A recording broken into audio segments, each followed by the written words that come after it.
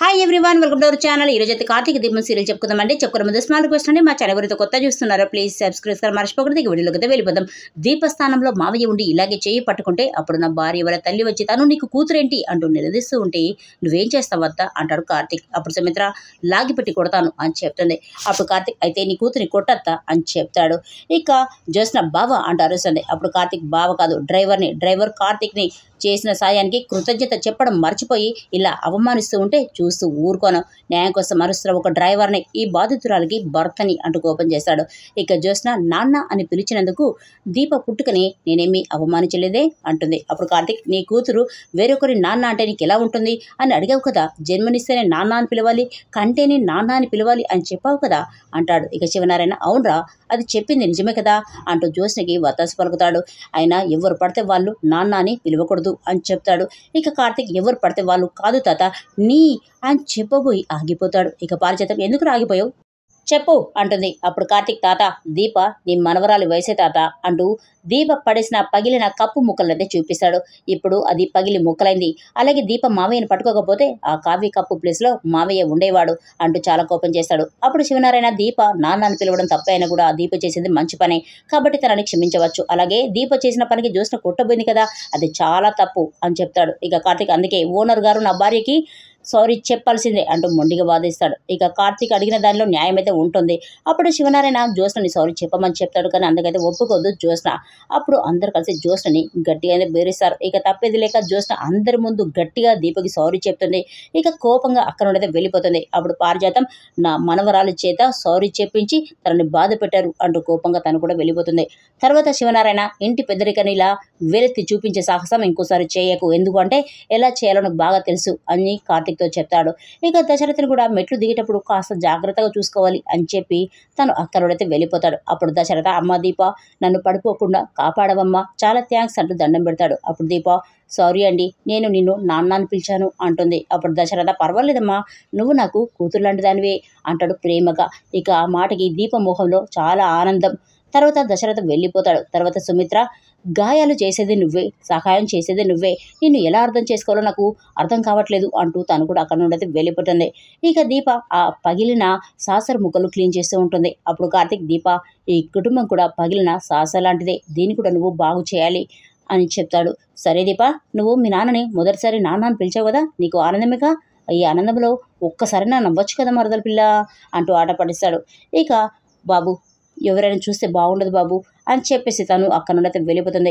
తర్వాత జ్యోత్స్న పోలీస్ స్టేషన్కి వెళ్ళి ఎస్ఐ గారిని కలుస్తానని పారిజాతంకైతే చెప్తుంది. ఇక పారిజాతం కూడా తనకు వస్తానని చెప్తుంది. కానీ కరెక్ట్ టైంకు శౌర్య ఇద్దరు నానమ్మలతో కలిసి ఇంటికైతే వస్తుంది. వాళ్ళని చూసిన జ్యోత్స్న వీళ్ళు రావడం చాలా మంచిదే అయింది అనుకుంటారు.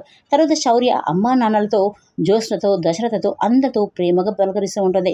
ఇక దశరథ చెల్లెమ్మ అంటూ కాంచనని ప్రేమగా పలకరిస్తాడు. ఇక అప్పుడే శివనారాయణ కిందికైతే వస్తాడు. అప్పుడు శౌర్య హాయ్ ముద్దుల తాతయ్య ఎలా ఉన్నావు అంటుంది. కానీ తాతయ్య సైలెంట్గానే ఉంటాడు. అప్పుడు శౌర్య ఏంటి తాతయ్య నాతో మాట్లాడవా, నా మీద అలిగావా చెప్పు అంటుంది. ఇక ఆ మాటకి లేదని చెప్తాడు శివనారాయణ. అప్పుడు శౌర్య తాత నీకోసం నేను నారింజ మిఠాయి తీసుకొచ్చాను అని ప్రేమగా తినమని చెప్తుంది. ఇక అందరూ శివనారాయణ పాపని ఏమంటారు ఏంటోనని చాలా టెన్షన్ పడుతూ ఉంటారు. ఇక జ్యోత్స్న ఏదో చెప్పబోతుంటే ఆగమని చెప్తాడు శివనారాయణ. పిల్లల ముందు ఏం మాట్లాడుకోవాలో అదేం మాట్లాడాలి, వీళ్ళకి పాపానికి పుణ్యానికి తెలియని వయసు, పెద్దవాళ్ళ మీద ఉన్న కోపం ఇలా పిల్లల మీద చూపించాల్సిన అవసరం లేదు అని చెప్తాడు. ఇక శౌర్య పెద్దవాళ్ళ అంటుంది. ఇక అప్పుడు శివనారాయణ ఏం లేదురా, అవన్నీ పెద్దవాళ్ళ కథలు, మనకెందుకు చెప్పు అని శౌర్య తెచ్చిన నారింజ మిఠాయి తీసుకుంటాడు.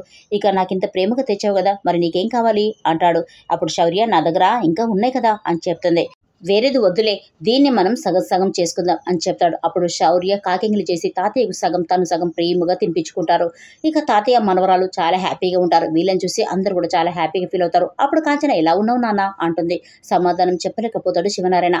అప్పుడే సుమిత్ర వస్తుంది. అప్పుడు శౌర్య ఎలా ఉన్నావమ్మమ్మ అంటే సైలెంట్గా ఉండిపోతుంది సుమిత్ర.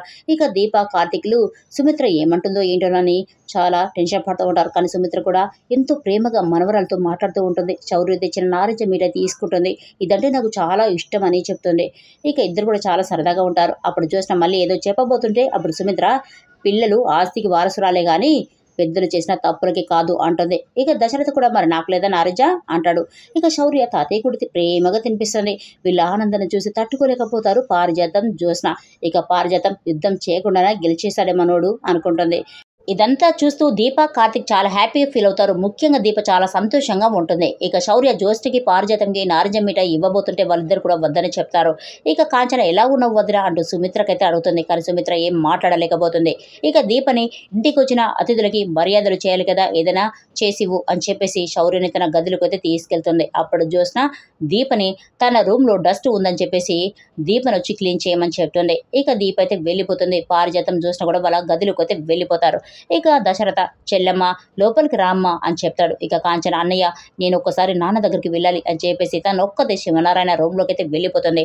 తర్వాత కార్తిక్ అనసూయ గారు ఎండలో వచ్చారు కదా, మీరు కిచెన్లోకి వెళ్ళి అలా చల్లని మజ్జిగ తాగండి అని చెప్పి పంపిస్తాడు. ఇక దశరథ రే కార్తిక్ దాసు గురించి ఏమైనా తెలిసిందా అంటాడు. ఇక తెలియదని చెప్తాడు కార్తిక్. అప్పుడు దశరథ జ్యోత్స్న పెళ్లిలోపు వాడు వస్తే బాగుండు, అసలు వాడు ఎక్కడున్నాడో ఏంటో అంటూ చాలా ఫీల్ అయిపోతాడు. అప్పుడు కార్తిక్ మామయ్యకి ఏం కాదు మామయ్య, మనం వెతుకుదాంలే అని చెప్తాడు.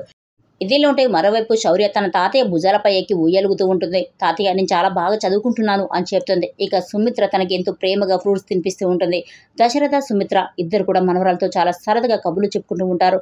ఇక స్టడీకి సంబంధించిన కొన్ని క్వశ్చన్స్ అయితే అడుగుతూ ఉంటారు. శౌర్య వాటికి చకచక ఆన్సర్స్ చెప్పేస్తూ ఉంటుంది. అప్పుడు సుమిత్ర నువ్వు పెద్ద అయ్యాక ఏమవుతావు, ఏం జాబ్ చేయాలనుకుంటున్నావు అంటుంది. ఇక కలెక్టర్ అంటూ చెప్తుంది శౌర్య. అప్పుడు సుమిత్ర ఎందుకు అంటుంది. ఇక శౌర్య అమ్మ కోసం చిన్నప్పుడు అమ్మ బాగా చదివి కలెక్టర్ అవ్వాలి అనుకుందట, కానీ తాతయ్య కోసం చదువు మధ్యలోనే మానేసిందట. అదే అమ్మని నువ్వు చిన్నప్పుడు చూసి ఉంటే తాతయ్య నువ్వు అప్పుడు అమ్మని చదువు మానేయొద్దని చెప్పేవాడివి కదా, చదివించేవాడివి కదా, అప్పుడు అమ్మ కలెక్టర్ అయ్యేది కదా తాత అంటూ ఫీల్ అవుతుంది. అమ్మ అవ్వకపోతే ఏంటమ్మా, నువ్వు కలెక్టర్ అయ్యి అమ్మ కోరిక తీర్చు అని చెప్తాడు దశరథ. అప్పుడు శౌర్య అలాగే తాతయ్య అని చెప్తుంది. ఇక అక్కడ ఒక చిన్న సింహం బొమ్మ అయితే కనిపిస్తుంది. అది చూసిన శౌర్య ఆ బొమ్మ చాలా బాగుంది, ఇది ఎక్కడిది అంటూ తీసుకుంటుంది. ఇక ఆ బొమ్మ జ్యోత్స్నది అని చెప్తుంది. ఇక జ్యోత్స్నకి సంబంధించిన ప్రతి వస్తువు దాచిపెట్టామని చెప్తుంది సుమిత్ర. ఇక జ్యోత్స్న చిన్ననాటి బొమ్మలన్నీ కూడా చూపిస్తుంది శౌర్యకి. ఆ బొమ్మలను చూసి శౌర్య ఇన్ని బొమ్మల, ఇవన్నీ జోవేనా అంటూ చాలా హ్యాపీగా ఫీల్ అవుతుంది. అప్పుడు సుమిత్ర అవును, తను అడిగినవన్నీ కొనిచ్చాము అని చెప్తుంది. ఇక శౌర్య నాకు కూడా మా అమ్మ నాన్న కొనిస్తారు, కానీ నేనే అడగడం లేదు అని చెప్తుంది. అప్పుడు దశరథ ఎందుకు అంటాడు. అప్పుడు శౌర్య నాన్న బైక్ కొనడానికి డబ్బులు దాస్తున్నాడు, ఇక నాకు బొమ్మలు కొంటే అవి ఖర్చు అయిపోతాయి కదా తాతయ్య, అందుకే అంటుంది. ఇక శౌర్య మాటకి దశరథ చాలా ఫీల్ అయిపోతాడు. రే మేనల్లుడా, నీకు వచ్చిన కష్టానికి బాధపడాలా లేక నిన్ను అర్థం చేసుకునే కూతురు ఉన్నందుకు ఆనందపడాలో నాకు అర్థం కావడం లేదురా అంటూ తన మనసులో చాలా బాధపడతాడండి. ఏదేమైనా ఈరోజు శివనారాయణ దీపకి జ్యోత్స్నతో సారీ చెప్పించాడు. ఇదైతే నాకు నచ్చింది. మరి మీకు కూడా నచ్చినట్లయితే ప్లీజ్ సబ్స్క్రైబ్ మర్చిపోకూడదు. Thanks for watching.